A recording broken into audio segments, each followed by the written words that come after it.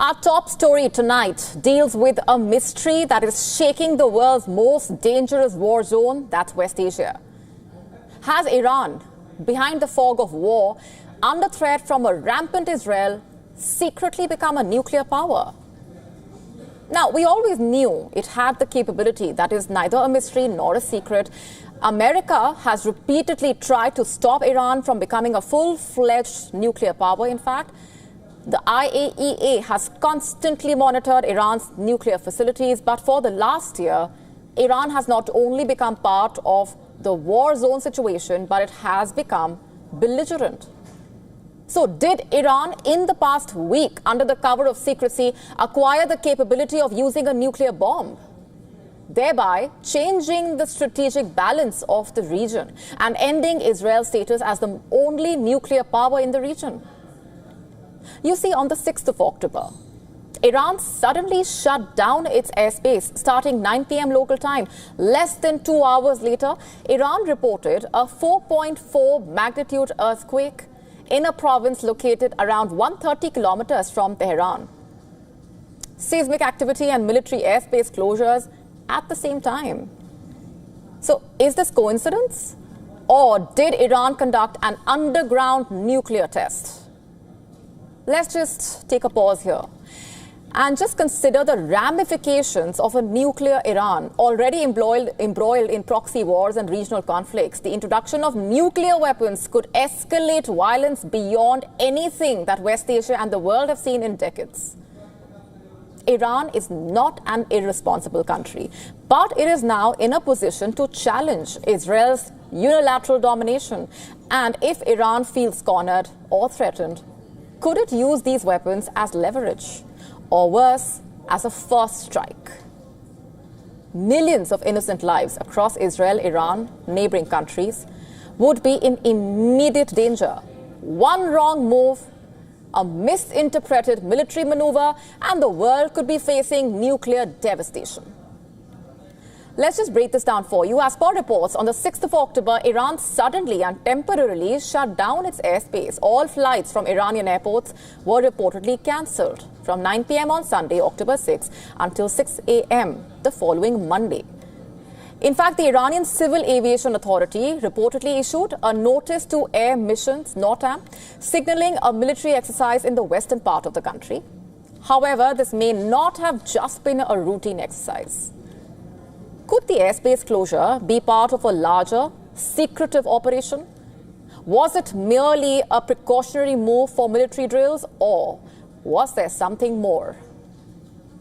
You see, that very same weekend, on the 6th of October, at 10:45 p.m. local time to be precise, the University of Tehran's Seismography Center announced a 4.4 magnitude earthquake in the city of Ratan, Semnan province. Now, on the surface, it may seem like a natural event, but was this a coincidence or something else entirely? Something sinister. Let's not forget that Iran is close to reaching 90% uranium enrichment, the level needed to build a nuclear weapon. This is not speculation.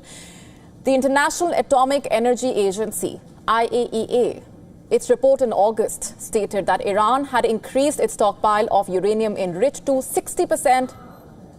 That's just 30% less than what is reportedly required to build a nuclear weapon.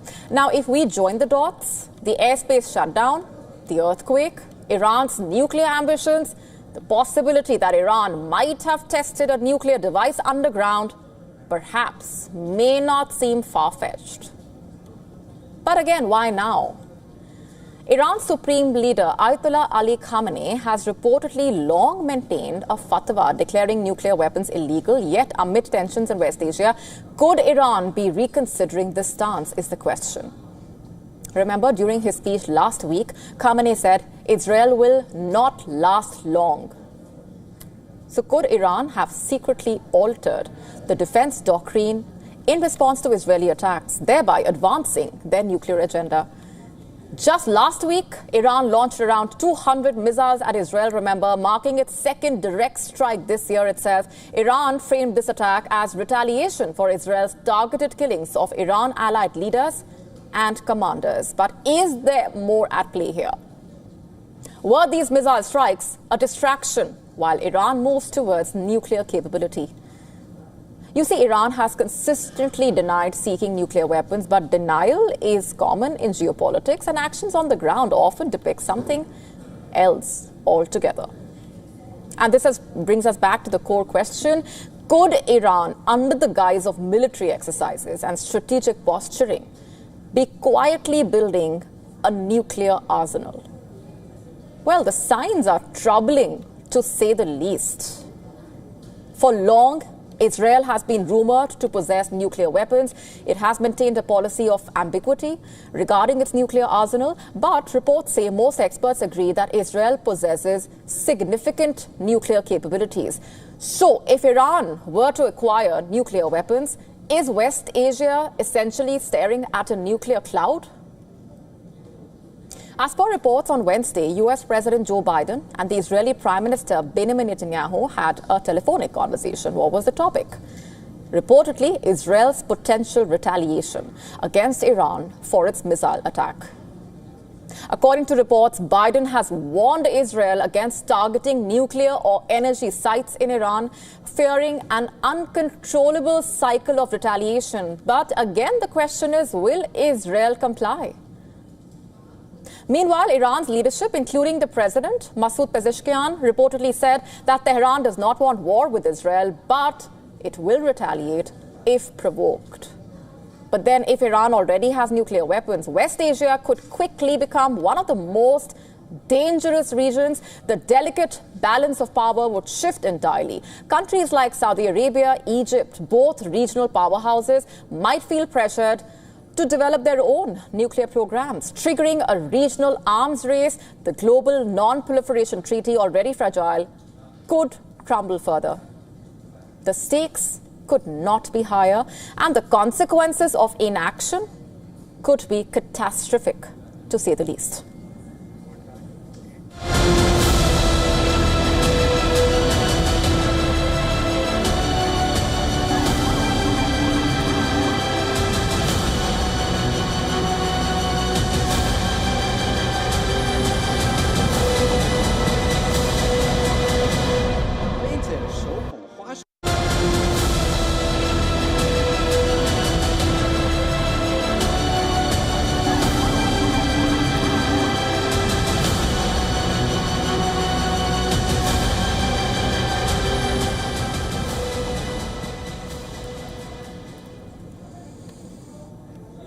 In a stark reminder of the rising tensions in the region, China has reportedly ramped up its military activities near Taiwan. Over the last 9 days, reports say nearly 100 Chinese military units, including both aircraft and naval vessels, have ventured close to Taiwan.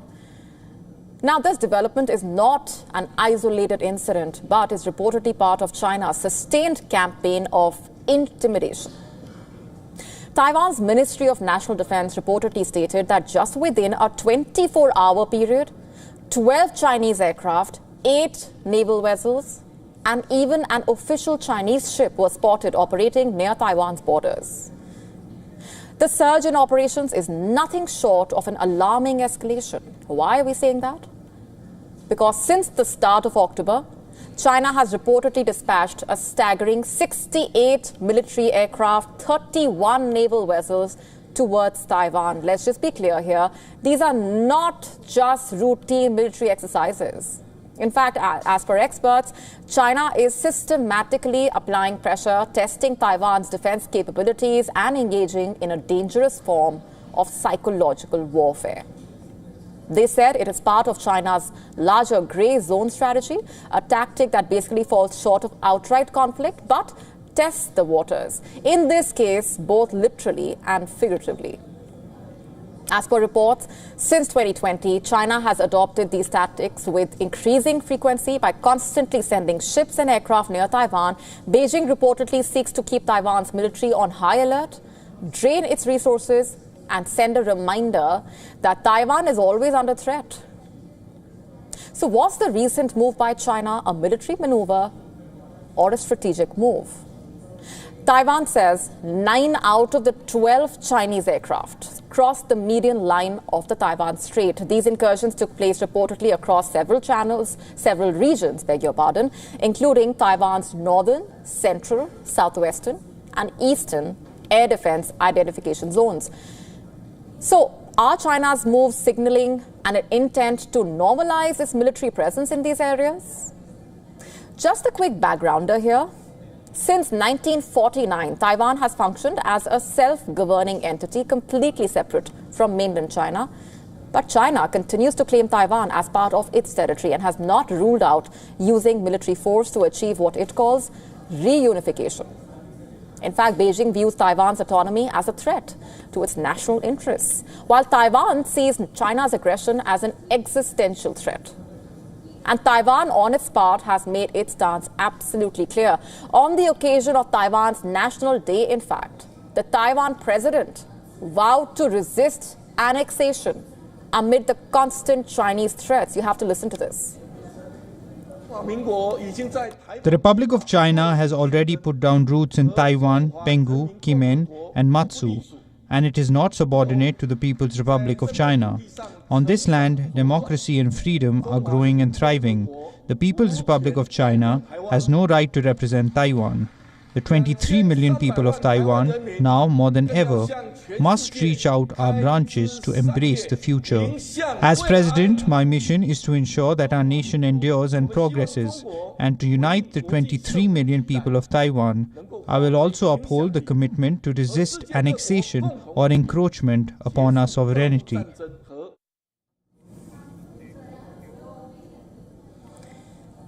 Now, on the other hand, China reportedly condemned the Taiwan president's speech. No surprises there, stating that he is quote-unquote hell-bent on independence.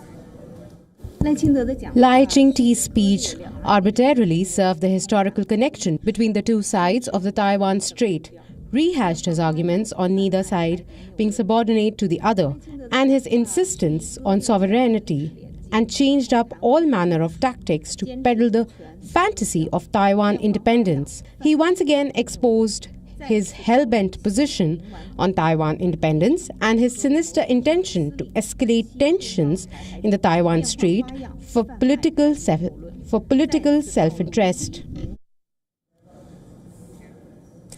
The comments by leaders from Taiwan and China clearly show that tensions in the region continue to shoot up. The question is, how far will China go really, and at what point does this grey zone warfare tip into full-scale aggression? The stakes continue to rise.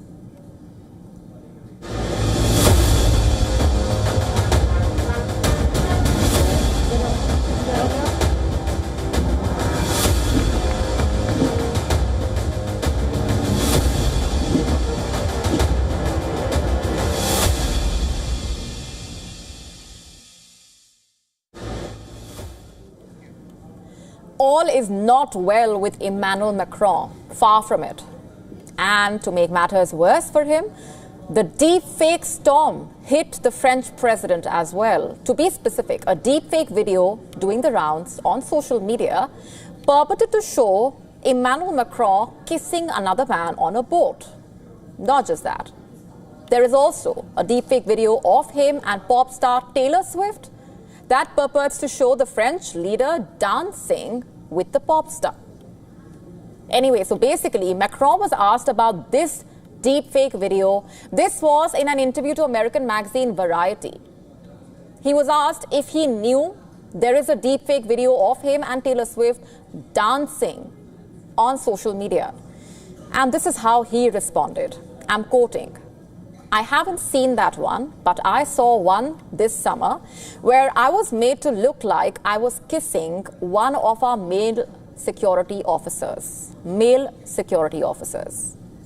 Millions of people have seen it, which is not a bad thing in itself, but it's not the reality. We can do all sorts of things with AI, but for people who are vulnerable, it can plunge them into depression. It can be a form of harassment. It destabilizes people, and it can disinform, which can upset our democracies. This is something that needs to be regulated," quote unquote. And how can it be regulated, you ask? Well, the French leader was asked that very question, and he responded by saying, quote, "We regulate it by imposing responsibility on the people who disseminate this content to moderate it. Two, and to say this was produced with AI, we will know, well, then it's not true. We need to create these regulations for our democracies to function," unquote. Now, let me just go back to that one bit for you. Quote, "We can do all sorts of things with AI, but for people who are vulnerable, it can plunge them into depression. It can be a form of harassment," quote unquote. You see, that is the power of deep fake videos. That is how dangerous they are. Even the French president was not spared. The threat from these deep fake videos is as real as it gets, and it's as scary as it can get. And what makes them extremely dangerous is that they look real, but they aren't. Imagine having your face placed on someone else's, and that person could be doing just about anything. Sounds scary, right? It is. And by now, you would be aware of the deepfake menace. If not, let me quickly summarize this for you. Deepfakes basically are videos in which the face of a person is altered. Deepfakes use AI to manipulate or generate content in order to make it appear authentic. Deepfakes are a tool for spreading misinformation and, in a way, tarnishing reputations. The videos appear to look real, but they are not. And this really is not what Macron wants to be dealing with. Apart from the other many headaches he faces, in fact, he has been given plenty of labels of late. When asked how ministers should tackle the economic crisis, reportedly, he is reported to have said, quote unquote, "they can sort it out themselves," which then reportedly triggered a comparison of the French leader with a sulking teenager.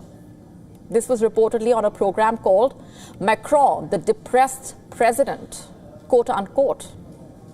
And this deepfake headache for Macron is definitely not helping. The thing is, AI-generated fake videos are now becoming a lot more common, and that is a serious cause of concern. Deepfakes have been making headlines for a while now, and Macron is, of course, not alone here. Earlier, the Prime Minister of Italy, Giorgia Meloni, was in the news. Pornographic deepfake videos of the leader were created and uploaded online. Just for context here, when the videos were posted, Meloni was campaigning to be Prime Minister. According to the criminal complaint, these images were viewed by several million people. Her face was overlaid onto another person's body. Deepfakes are dangerous, and there is no option but to win the war against this menace.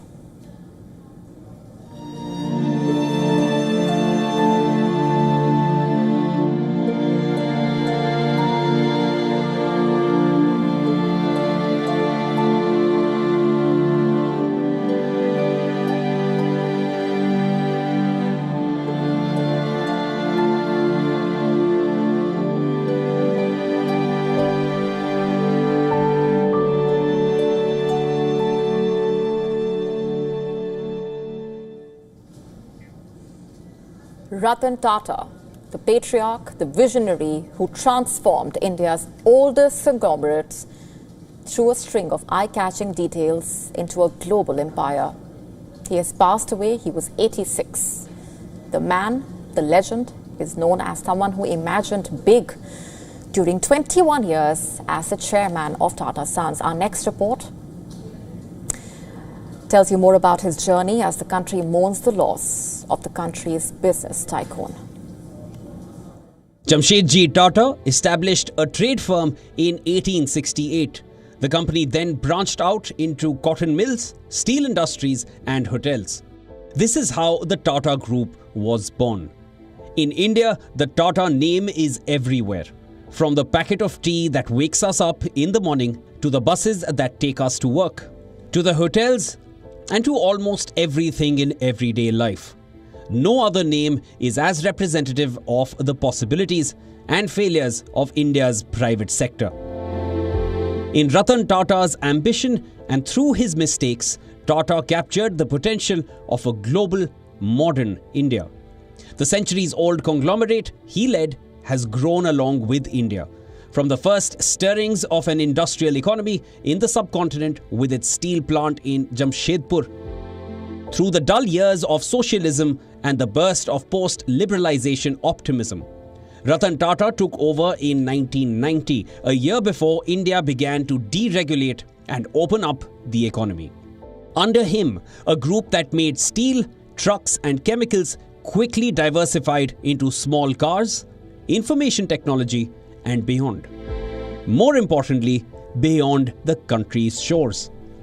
As chairman for more than 2 decades, Tata rapidly expanded the 156-year-old business house. It now has operations in more than 100 countries and clocked $165 billion in revenue for the year that ended in March. Under Tata's stewardship, the conglomerate embarked on an expansion drive that turned the tables on India's colonial past. It snapped up iconic British assets, including steelmaker Chorus Group in 2007 and luxury car maker Jaguar Land Rover in 2008. Beyond the successes known to the world, the failures have become folklore, often viewed with love for his plan. Come to think of it, the UK has not poured any steel this year. Apart from the global financial crisis hit in late 2008, the corporation also faced a serious threat when terrorists struck its flagship hotel in Mumbai, the Taj Mahal Palace, which is situated overlooking Mumbai's gateway of India. Honoring the victims greets guests arriving at the hotel today.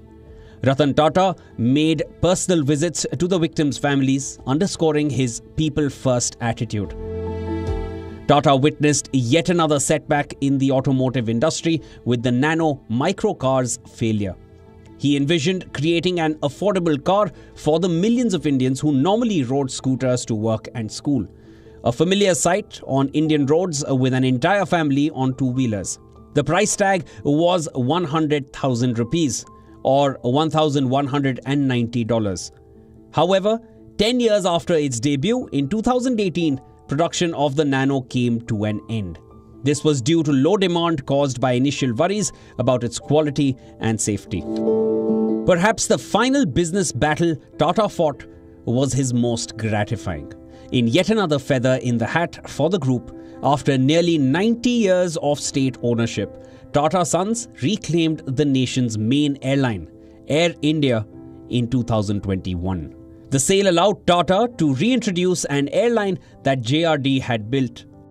On his personal life front, Ratan Tata never married and had no children of his own. His half-brother, Noel Tata, and kin are set to take control of the group now. Ratan Tata's business empire is likely to be taken over by his half-brother Noel Tata and his kin. Noel Tata has 3 children, Maya, Neville and Leah Tata. Business Bureau Report, WION World is One.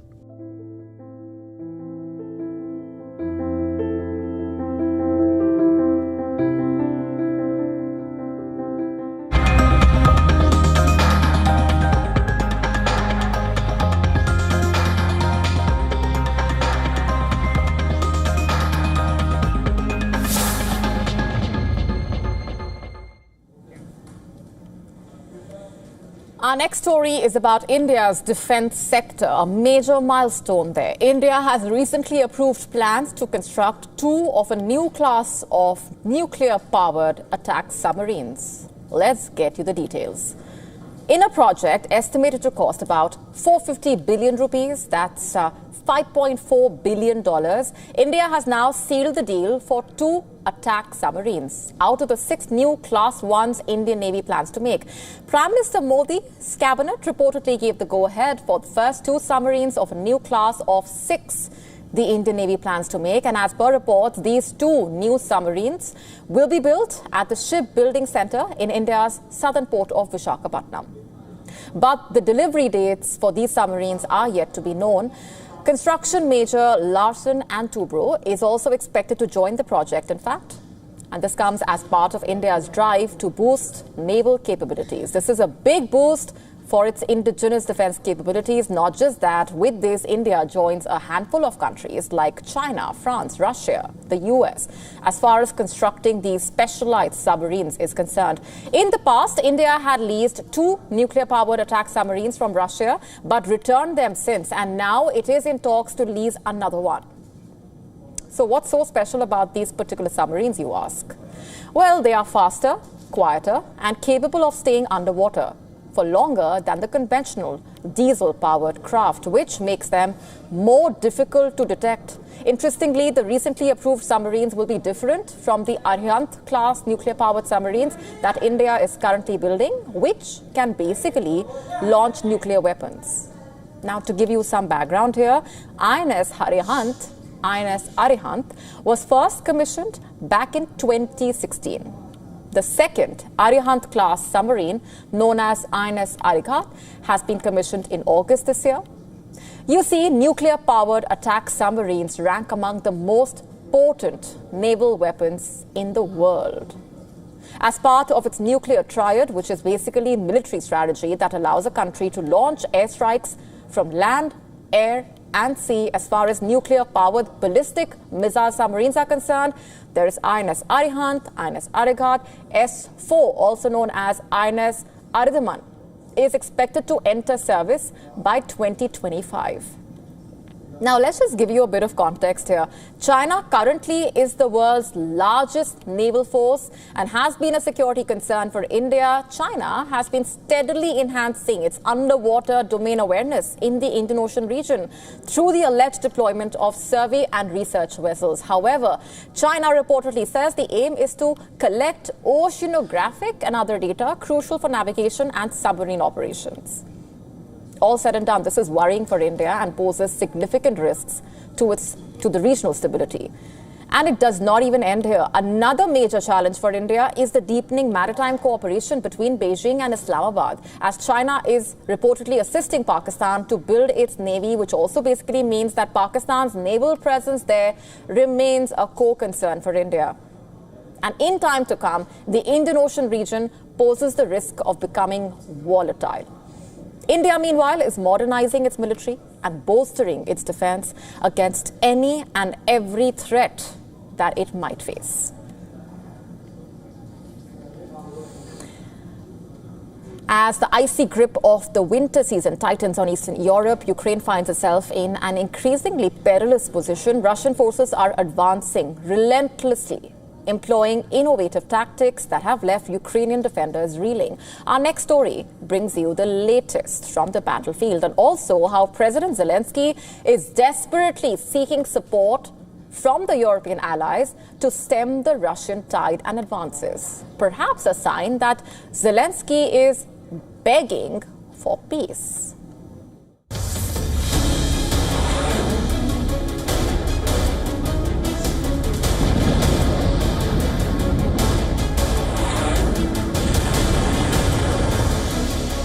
For Ukraine, the situation on the ground is dire. Russian troops are slicing through its defenses with alarming efficiency, employing a combination of brute force and tactical ingenuity. The destruction of a US-made Patriot air defense system serves as a chilling testament to Moscow's evolving military strategy. In a calculated move, Russian forces bombarded Dnipro with a barrage of missiles, baiting the Patriots into action. Once engaged, Russia unleashed its formidable Iskander ballistic missile, devastating the defensive installation. This one incident underscores the growing sophistication of Russian tactics. The Iskander, with its semi-ballistic trajectory and hypersonic speeds, presents a formidable challenge to even the most advanced air defense systems. Its deployment signals a dangerous escalation in Russia's offensive capabilities, one that Ukraine is struggling to counter. As Russian forces march eastwards, the Ukrainian population faces a winter of unimaginable hardship. The constant threat of missile strikes looms large, with critical infrastructure remaining vulnerable despite Western-supplied air defense systems. In this grim backdrop, President Zelensky races across Europe, pleading with allies for increased military aid. His 48-hour diplomatic blitz through London, Paris, Rome and Berlin is a desperate attempt to secure the weapons and financial support Ukraine needs. The urgency of his mission is palpable, driven by fears of waning international support and the potential return of Donald Trump to the US presidency. The clock is ticking for Ukraine. Each day that passes without substantial reinforcement sees Russian forces consolidate their gains and push further into Ukrainian territory. Bureau Report, WION World is One.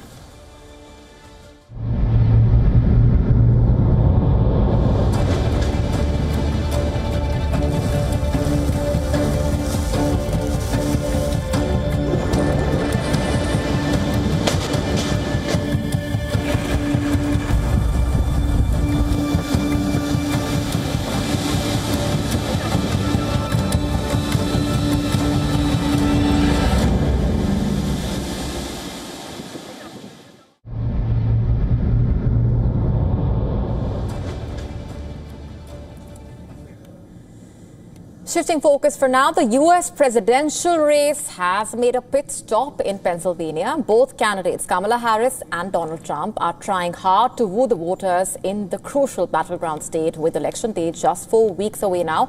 In the red camp, Trump was at an election rally in Joe Biden's hometown, Scranton, in Pennsylvania. And in his signature style, he took a dig at his political rivals and said that he will save democracy after coming to power. Listen to this. And yesterday, Tim said they want to abolish the Electoral College, taking away all electoral power basically from the voters of places like Pennsylvania. Tim and Comrade Kamala are really a true threat. They are a true threat to democracy. I'm not a threat to democracy. I'm the one that's going to save democracy. Meanwhile, Kamala Harris's campaign is also wooing voters in Pennsylvania, and she is bringing star power with her, by the way, to that crucial state. And later today, former U.S. President Barack Obama is expected to rally for the Democratic presidential nominee. As election fever gains momentum, sources say that Kamala Harris's campaign has raised over $1 billion as of September end, putting her war chest in a much stronger position than Donald Trump. And as for the Republican leader, his campaign funds standing at $308 million till August end, far behind his political rival, with the nail-biting race drawing closer. An interesting popularity trend has emerged in the favor of Kamala Harris, at least as per one survey. The vice president has managed to galvanize a critical vote bank in her favor, the suburban voters and middle-class households. America's suburban demography accounts for a large vote share, by the way, and includes people from across all races and ethnicities, while Kamala Harris enjoys a steady support on several fronts when it comes to key issues like immigration and the economy. Several polls have shown that voters lean towards Donald Trump as the preferred candidate to deal with these issues.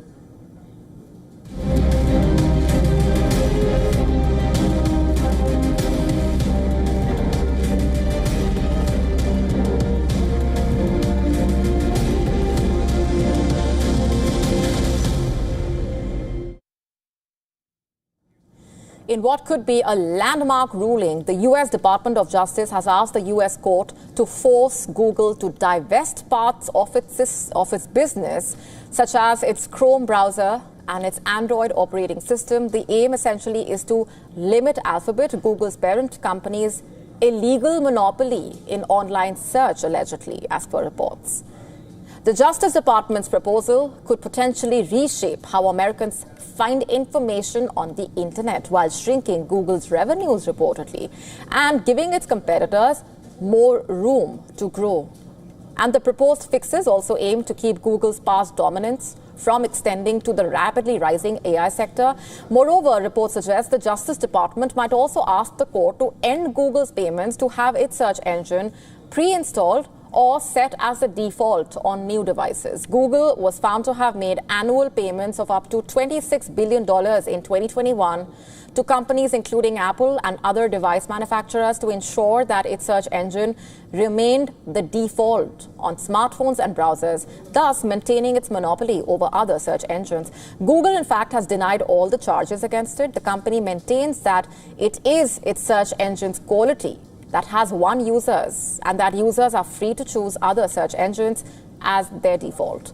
Alphabet, by the way, is the world's fourth largest company with a market capitalization of over $2 trillion, but it is under mounting legal pressure from competitors and antitrust authorities. In a separate case, by the way, a US judge has ordered Google to open up its Play Store to other app developers, including making Android apps available from rival sources. Google is also fighting a Justice Department case that seeks the breakup of its web advertising business. The Justice Department, meanwhile, is expected to file a more detailed proposal with the court by November 20. Google will have a chance to propose its own remedies by the 20th of December.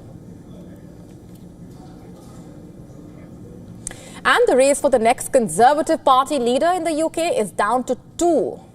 And this after Tory MPs eliminated James Cleverly in a result which basically left many Conservatives shocked and their Labour and Liberal Democrat rivals delighted.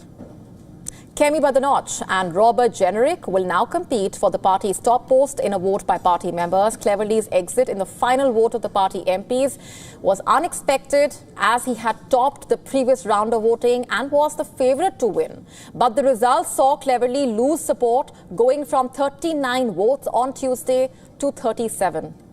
So what really went wrong for Cleverly? Well, it seems he fell victim to overconfidence. According to sources within the party, some of Cleverly's supporters reportedly were convinced he was nailed on for the final 2, and they flipped support to Jenrick to try to stop Badenoch, essentially, in finishing in the top 2. The move backfired for Cleverly as he ended up losing votes. As per several reports in British media, Labour leaders reacted to the result with apparent glee. It also commented on the remaining 2 candidates, calling the Tory members' task as choosing between 2 of the architects of Tory failure. Liberal Democrats also welcomed the news of Cleverly's exit, calling it an opportunity for them. Tim Farron, the former leader of the Liberal Democrats, in fact, said that he thinks the election result provides a huge opportunity for his party. Insects come in many different shapes and sizes. Some are so small that we can barely see them, but some are so big we might mistake them for a mouse or a bird. But which is the all-time biggest bug on our planet? Our next story tells you about a new scientific discovery.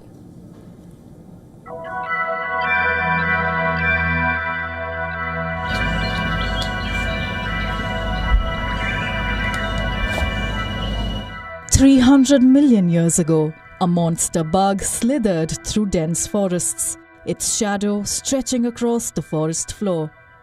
It was a time when Earth was home to some of the most extraordinary creatures to walk on the planet, when giant insects grew to unimaginable proportions.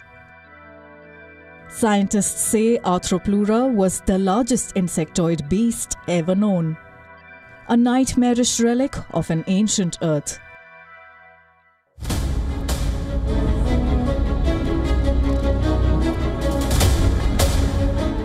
It was nearly 9 feet long, weighed over 100 pounds, and had 64 writhing clawed legs that tore through the underbrush. For the first time, scientists have reconstructed this colossal creature's head. It's as fascinating as it is terrifying.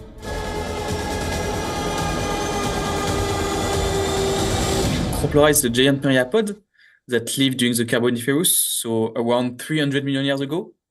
So mostly in Europe and in North America, and is very famous because it's one of the biggest land arthropod that we found in the history of Earth, with the biggest specimens that could reach around 3 meters in length, or like 50, moreover for like 70 centimeters in width. So that is the biggest, I would say, celebrity of Arthropleura. It's its gigantic size. Till now, fossils of Arthropleura were headless shells, a haunting reminder of the exoskeletons these creatures shed as they grew. But using CT scans on remarkably preserved fossils found in French coal fields, scientists have pieced together an image of this giant's face. Fossils like those of Arthropleura remind us of the mysteries locked within Earth's past, secrets hidden beneath layers of rock and time. Each discovery pulls back the curtain on a world both wild and wondrous, sparking our curiosity about what other colossal, strange, beautiful and powerful life forms that once roamed this planet are waiting to be revealed. Bureau Report, WION World is One.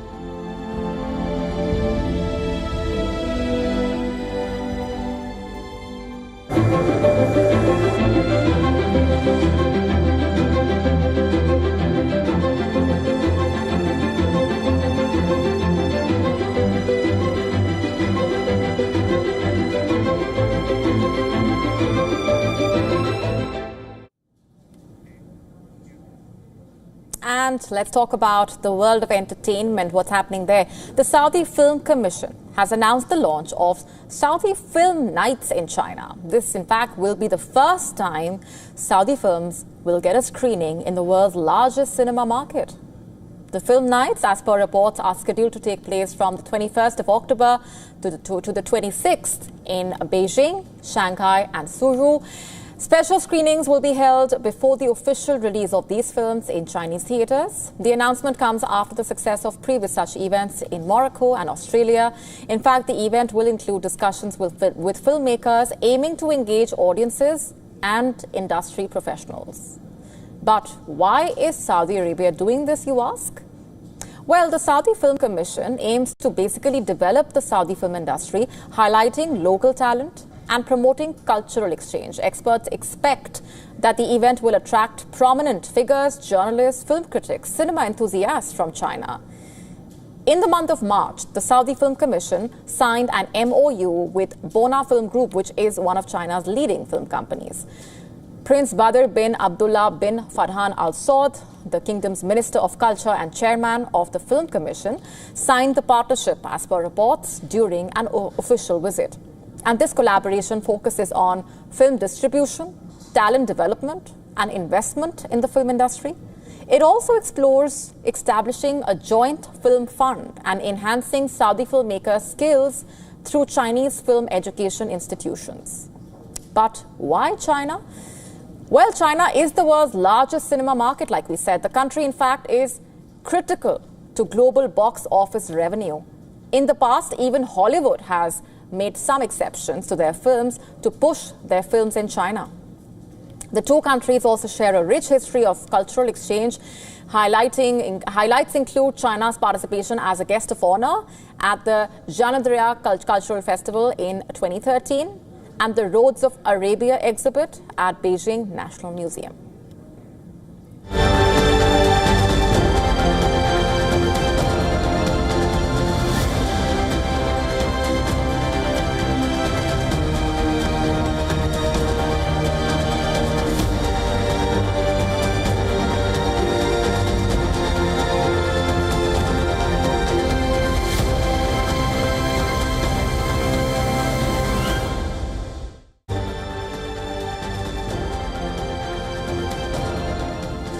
One of Tokyo's busiest nightlife districts, Shibuya, has cancelled events for Halloween and imposed a new public drinking ban. You heard that right.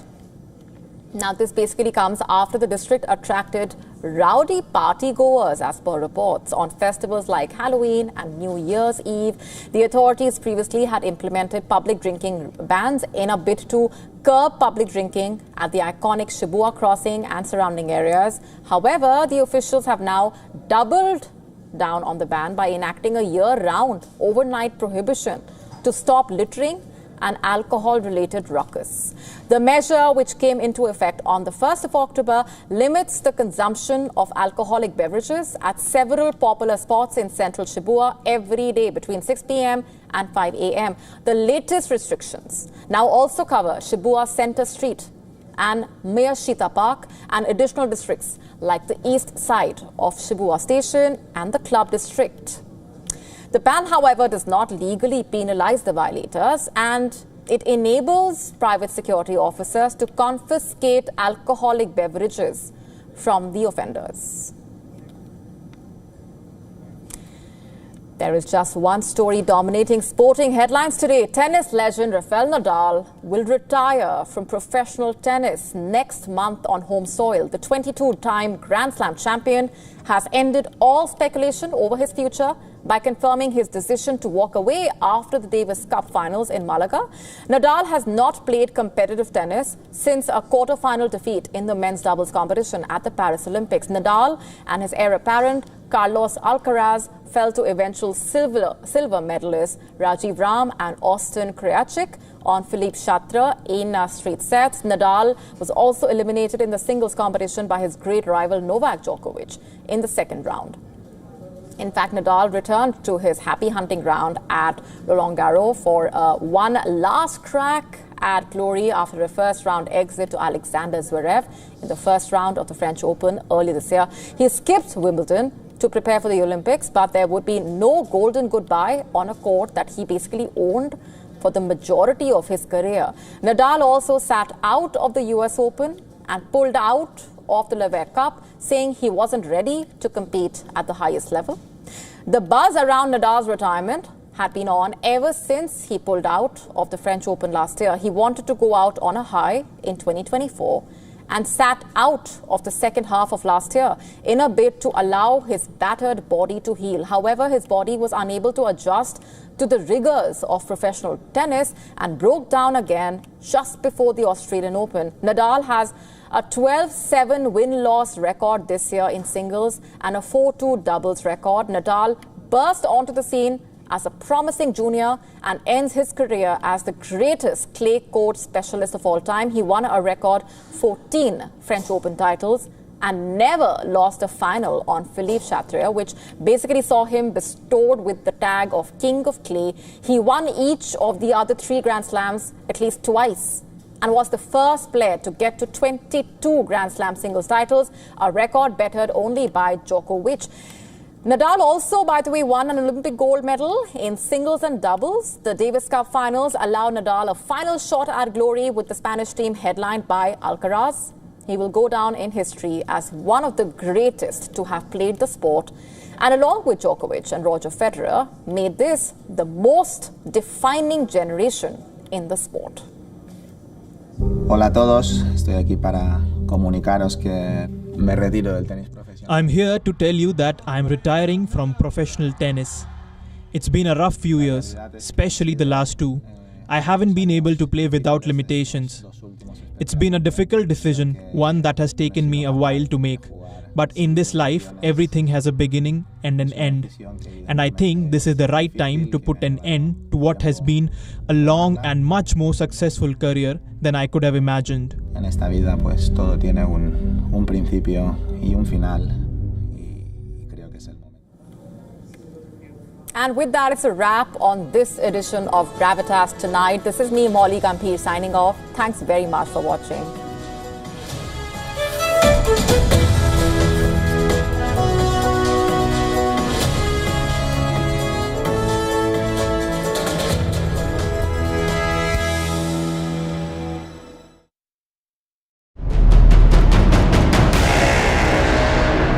Mozambique holds a general election on the 9th of October, but voters fear they will be deprived of a fair and democratic electoral process. The Southern African nation and is one of the poorest countries in the world, despite its vast natural gas deposits.